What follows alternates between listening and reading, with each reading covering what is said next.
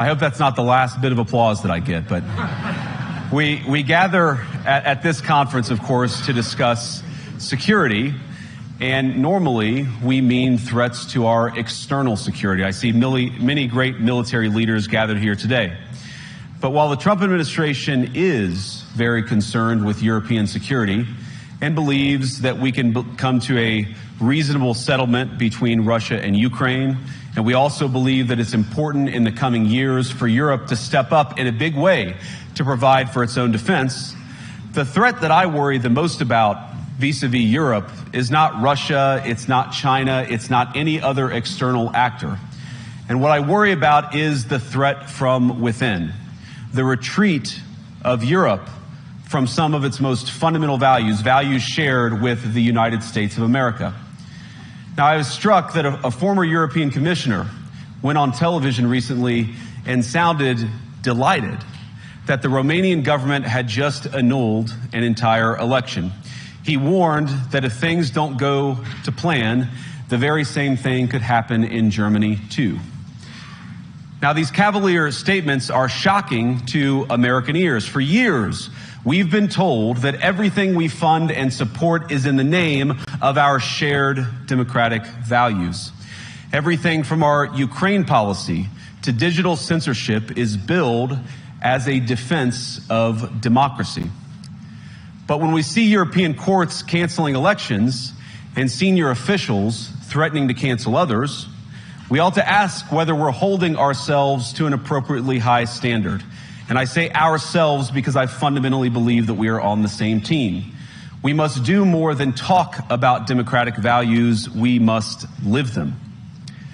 Now, within living memory of many of you in this room, the Cold War positioned defenders of democracy against much more tyrannical forces on this continent. And consider the side in that fight that censored dissidents, that closed churches, that canceled elections. Were they the good guys? Certainly not. And thank God they lost the Cold War. They lost because they neither valued nor respected all of the extraordinary blessings of liberty. The freedom to surprise, to make mistakes, to invent, to build. As it turns out, you can't mandate innovation or creativity, just as you can't force people what to think, what to feel, or what to believe. And we believe those things are certainly connected. And unfortunately, when I look at Europe today, it's sometimes not so clear what happened to some of the Cold War's winners. I look to Brussels, where EU commissars warn citizens that they intend to shut down social media during times of civil unrest the moment they spot what they've judged to be, quote, hateful content. Or to this very country, where police have carried out raids against citizens suspected of posting anti-feminist comments online as part of, quote, combating misogyny on the internet, a day of action. I look to Sweden, where 2 weeks ago the government convicted a Christian activist for participating in Koran burnings that resulted in his friend's murder.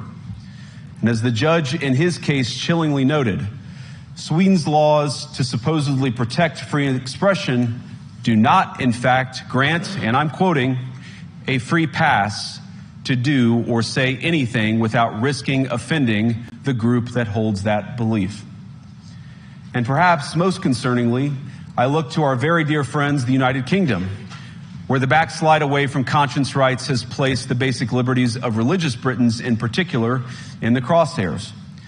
A little over 2 years ago, the British government charged Adam Smith Connor, a 51-year-old physiotherapist and an Army veteran, with the heinous crime of standing 50 meters from an abortion clinic and silently praying for 3 minutes. Not obstructing anyone, not interacting with anyone, just silently praying on his own. And after British law enforcement spotted him and demanded to know what he was praying for, Adam replied simply, it was on behalf of the unborn son he and his former girlfriend had aborted years before. Now, the officers were not moved. Adam was found guilty of breaking the government's new buffer zones law, which criminalizes silent prayer and other actions that could influence a person's decision within 200 meters of an abortion facility. he was sentenced to pay thousands of pounds in legal costs to the prosecution. Now, I wish I could say that this was a fluke, a one-off crazy example of a badly written law being enacted against a single person. But no, this last October, just a few months ago, the Scottish government began distributing letters to citizens whose houses lay within so-called safe access zones, warning them that even private prayer within their own homes may amount to breaking the law. Naturally, the government urged readers to report any fellow citizen suspected guilty of thought crime. In Britain and across Europe, free speech, I fear, is in retreat. And in the interest of comedy, my friends, but also in the interest of truth, I will admit that sometimes the loudest voices for censorship have come not from within Europe, but from within my own country, where the prior administration threatened and bullied social media companies to censor so-called misinformation. Misinformation like, for example, the idea that coronavirus had likely leaked from a laboratory in China. Our own government encouraged private companies to silence people who dared to utter what turned out to be an obvious truth. So I come here today not just with an observation, but with an offer. And just as the Biden administration seemed desperate to silence people for speaking their minds, so the Trump administration will do precisely the opposite, and I hope that we can work together on that. In Washington, there is a new sheriff in town, and under Donald Trump's leadership, we may disagree with your views, but we will fight to defend your right to offer it in the public square, agree or disagree.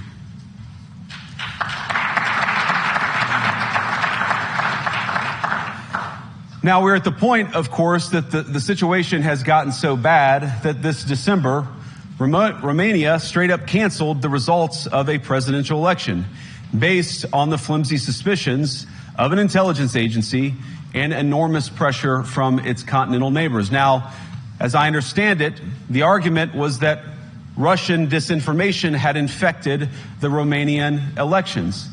But I'd ask my European friends to have some perspective. You can believe it's wrong for Russia to buy social media advertisements to influence your elections. We certainly do. You can condemn it on the world stage even. But if your democracy can be destroyed with a few $100,000 of digital advertising from a foreign country, then it wasn't very strong to begin with. Now, the good news is that I happen to think your democracies are substantially less brittle than many people apparently fear. And I really do believe that allowing our citizens to speak their mind will make them stronger still. Which, of course, brings us back to Munich, where the organizers of this very conference have banned lawmakers representing populist parties on both the left and the right from participating in these conversations. Now, again, we don't have to agree with everything or anything that people say. But when people represent, when political leaders represent an important constituency, it is incumbent upon us to at least participate in dialogue with them. Now, to many of us on the other side of the Atlantic, it looks more and more like old entrenched interests hiding behind ugly Soviet-era words like misinformation and disinformation, who simply don't like the idea that somebody with an alternative viewpoint might express a different opinion or, God forbid, vote a different way or, even worse, win an election. Now, this is a security conference, and I'm sure you all came here prepared to talk about how exactly you intend to increase defense spending over the next few years in line with some new target. And that's great, because as President Trump has made abundantly clear, he believes that our European friends must play a bigger role in the future of this continent. We don't think, you hear this term, burden sharing, but we think it's an important part of being in a shared alliance together that the Europeans step up while America focuses on areas of the world that are in great danger. But let me also ask you, how will you even begin to think through the kinds of budgeting questions if we don't know what it is that we're defending in the first place? I've heard a lot already in my conversations, and I've had many, many great conversations with many people gathered here in this room. I've heard a lot about what you need to defend yourselves from, and of course that's important. But what has seemed a little bit less clear to me, and certainly I think to many of the citizens of Europe, is what exactly it is that you're defending yourselves for. What is the positive vision that animates this shared security compact that we all believe is so important? And I believe deeply that there is no security if you are afraid of the voices, the opinions, and the conscience that guide your very own people. Europe faces many challenges, but the crisis this continent faces right now, the crisis I believe we all face together, is one of our own making. If you're running in fear of your own voters, there is nothing America can do for you. Nor, for that matter, is there anything that you can do for the American people who elected me and elected President Trump. You need democratic mandates to accomplish anything of value in the coming years. Have we learned nothing that thin mandates produce unstable results? But there is so much of value that can be accomplished with the kind of democratic mandate that I think will come from being more responsive to the voices of your citizens.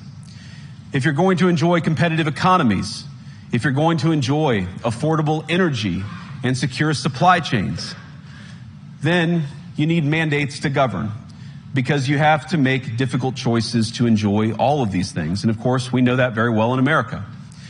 You cannot win a democratic mandate by censoring your opponents or putting them in jail, whether that's the leader of the opposition, a humble Christian praying in her own home, or a journalist trying to report the news. Nor can you win one by disregarding your basic electorate on questions like who gets to be a part of our shared society. And of all the pressing challenges that the nations represented here face, I believe there is nothing more urgent than mass migration. Today, almost 1 in 5 people living in this country moved here from abroad. That is, of course, an all-time high. It's a similar number, by the way, in the United States, also an all-time high. The number of immigrants who entered the EU from non-EU countries doubled between 2021 and 2022 alone, and of course it's gotten much higher since. And we know the situation, it didn't materialize in a vacuum. It's the result of a series of conscious decisions made by politicians all over the continent and others across the world over the span of a decade. We saw the horrors wrought by these decisions yesterday in this very city. And of course, I can't bring it up again without thinking about the terrible victims who had a beautiful winter day in Munich ruined. Our thoughts and prayers are with them and will remain with them. But why did this happen in the first place? It's a terrible story, but it's one we've heard way too many times in Europe and unfortunately too many times in the United States as well. An asylum seeker, often a young man in his mid-20s, already known to police, rams a car into a crowd and shatters a community. How many times must we suffer these appalling setbacks before we change course and take our shared civilization in a new direction? No voter on this continent went to the ballot box to open the floodgates to millions of unvetted immigrants. But you know what they did vote for?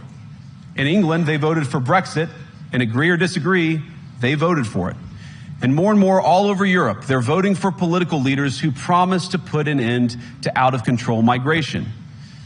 Now, I happen to agree with a lot of these concerns, but you don't have to agree with me. I just think that people care about their homes, they care about their dreams, they care about their safety and their capacity to provide for themselves and their children. And they're smart. I think this is one of the most important things I've learned in my brief time in politics. Contrary to what you might hear a couple mountains over in Davos, the citizens of all of our nations don't generally think of themselves as educated animals or as interchangeable cogs of a global economy. And it's hardly surprising that they don't want to be shuffled about or relentlessly ignored by their leaders. And it is the business of democracy to adjudicate these big questions at the ballot box. I believe that dismissing people, dismissing their concerns, or worse yet, shutting down media, shutting down elections, or shutting people out of the political process protects nothing. In fact, It is the most surefire way to destroy democracy. And speaking up and expressing opinions isn't election interference. Even when people express views outside your own country, and even when those people are very influential. And trust me, I say this with all humor, if American democracy can survive 10 years of Greta Thunberg scolding, you guys can survive a few months of Elon Musk. But what no democracy, American, German, or European, will survive is telling millions of voters that their thoughts and concerns, their aspirations, their pleas for relief are invalid or unworthy of even being considered. Democracy rests on the sacred principle that the voice of the people matters. There's no room for firewalls. You either uphold the principle or you don't. Europeans, the people, have a voice. European leaders have a choice. And my strong belief is that we do not need to be afraid of the future. You can embrace what your people tell you, even when it's surprising, even when you don't agree.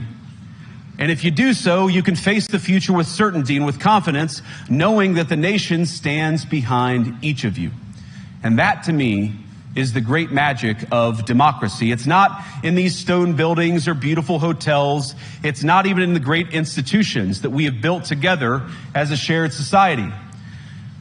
To believe in democracy is to understand that each of our citizens has wisdom and has a voice.